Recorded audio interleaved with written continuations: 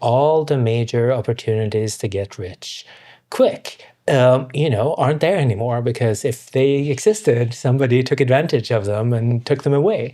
And this is why, like, if you get emails like I do, buy into the scheme, I can get you rich quick, invest in retirement homes, Bitcoin, like blockchain, trading, whatever it is, right? They always make me laugh, because if you found a way to get rich quick, why would why are you emailing me about it? If you found £500 on the floor, you wouldn't go to a guy and go, give me 20 quid, I'll show you where there's £500 on the floor. Every day there's 500 quid there, and I'll show you where it is. You just pick it up. Right? Yeah. So this, like, the logic is, like, so obvious once you think about it for like 5 seconds. And this is, like, effectively all get rich quick schemes. This is what they're like, right? There are no opportunities like that, because if there were, people would take advantage of them.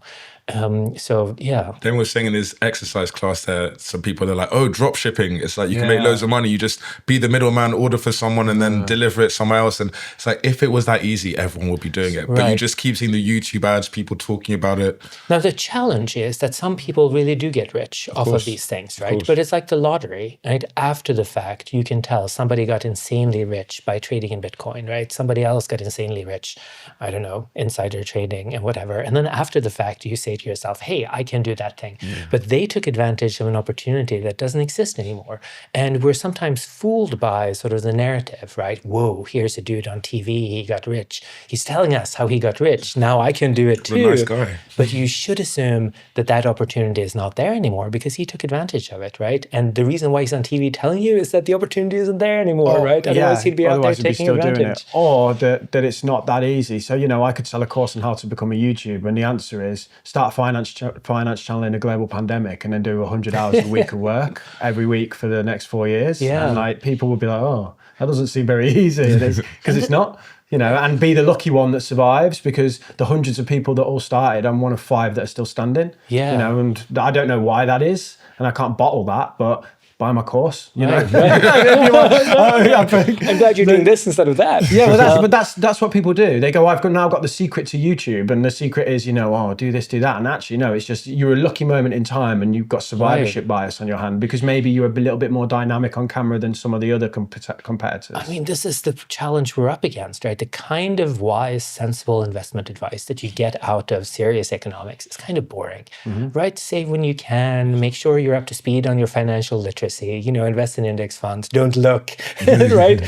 Don't touch the savings. It's kind of boring. Like, these narratives are so much more fun. Whoa, here's a guy. He doesn't look like much, but he made, he looks like he's homeless, but he made £1 million, doing something or other. And there's some guy in a swimming pool going, oh yeah, I trade and I make 100 grand a day. If you want to be like me, buy my course. And you're like, dude, stop it. Stop the lies. Not to trust that, but it's compelling. It works. And it's not just like schemers, on the YouTube and the internet. It's like business schools. I don't want to diss my colleagues in business schools, but so much of the education is like narratives, right? It's like stories of successful business people. And much of that is like useless. And it can be worse than useless. It can be actively harmful, because you hear stories, they're compelling. You think they're likely, right? They come to mind. So you think they're likely. This is how I'm going to get rich.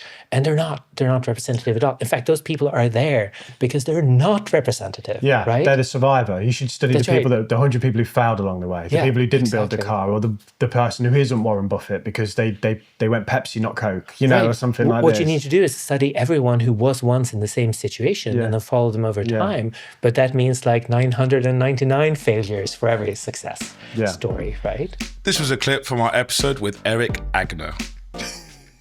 What? It was. Okay, look, this was a clip from our episode with Eric Agner. You can watch the full episode right here. He's an economist, he's amazing, he tells you all about how to get rich and fix the world and stuff like that. Just take my That's it, that's the clip. We want to laugh at you because it's funny. Eric Agner.